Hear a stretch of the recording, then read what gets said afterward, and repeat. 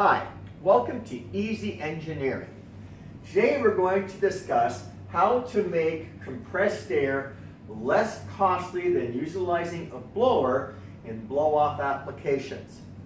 Now what's really quite interesting, generally in industrial literature, you see a lot of articles on replacing compressed air with blowers, but you don't see too many things written about replacing blowers with compressed air, but it does happen.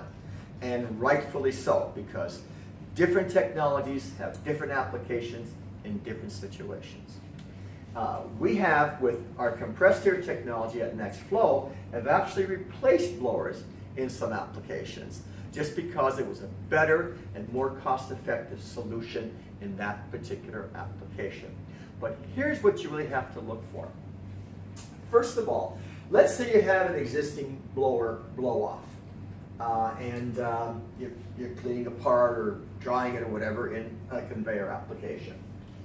First of all, if you're going to consider utilizing compressed air, and you should, is get a compressed air gun and just blow and find out the actual pressure you need to dry or clean that part the same way the blower is doing it.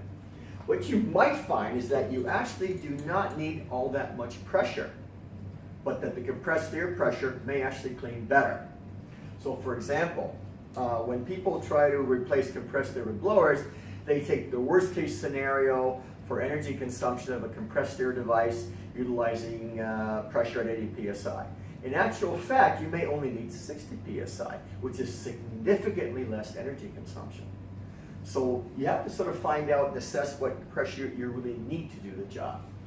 So check the pressure you really need. The second thing is, when you have a system utilizing a blower for blow-off, you have to leave that blower on all the time. You can't turn the motor on and off on demand. You have to leave it running so that energy is being consumed constantly. The nice thing about compressed air, it can be on and off. Just utilizing sensors, timers, and a solenoid, you can turn that air off when you don't need it and turn it on immediately when you do need it. So if you have a product, say, that's intermittently moving on a conveyor line, or intermittently needs to be blown off, cleaned, or dried, you can save an awful lot of energy utilizing compressed air. So let's say you have a product that, on a conveyor line, that you need to blow it off for, say, 5 seconds, but then it's 3 seconds before the next part comes. So in that 8-second period, you have one cycle for blow-off. You're only going to be utilizing that compressed air 5/8 at a time, which means only 5/8 of the real energy. So if the delay between cycles is even longer, or let's say the line shuts down every once in a while, and when it shuts down you stop the air supply, you do a little study on that, you might find out just how little energy in compressed air you might actually end up using. In some cases it could be not much more than with a blower would. In fact, we have actually had one case where the customer needed much lower compressed air pressure and it was very intermittent, and the overall cost was actually less in energy alone compared to a blower. So these two factors can very dramatically affect what your real energy consumption is. But let's say the compressed air use is still using a bit more energy. There's two other things you have to consider. You should analyze the space and maintenance of the blowers that you're using. Space is costly. You have to have a blower at every station if you're going to be utilizing blowers. You have to maintain those blowers. So how much money do you spend on maintenance on those blowers every year? Compressed air device maintenance for blow-off is pretty minimal, if anything. And of course, these devices also last a lot longer, so you have to consider the life of the blower. So look at the maintenance costs, the life of the blowers. Look at those actual costs on an annual basis. And the cost of that space. Can that space be used for something else? Does that space being occupied actually slow down production in some way? Another thing you have to consider. You have to look at the actual cost of that space, the opportunity cost of that space, and the maintenance cost of those blowers. And finally, the overall factory environment utilizing blowers versus the use of compressed air blow-off.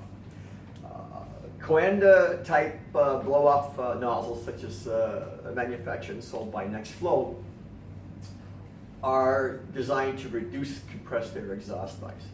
Blowers can be very, very noisy. Compressed air blow-off can be actually quieter utilizing proper blow-off technology. A quieter environment is conducive to much greater worker happiness, much greater productivity, simply because the environment is going to be less noisy and better to deal with. So consider that almost nebulous, but nevertheless real improvement in the environment by reducing noise levels. So when you're looking at utilizing compressed air versus utilizing a blower, if you've got a blower system, look at the actual cost. Look at the pressure you really need to do the job. Look at how continuous or intermittent that blow-up is actually required.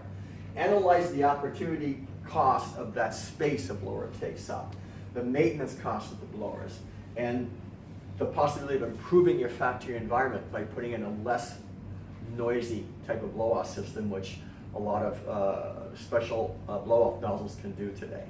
All these can affect whether you utilize a blower or whether you utilize compressed air for blow-off and cleaning applications.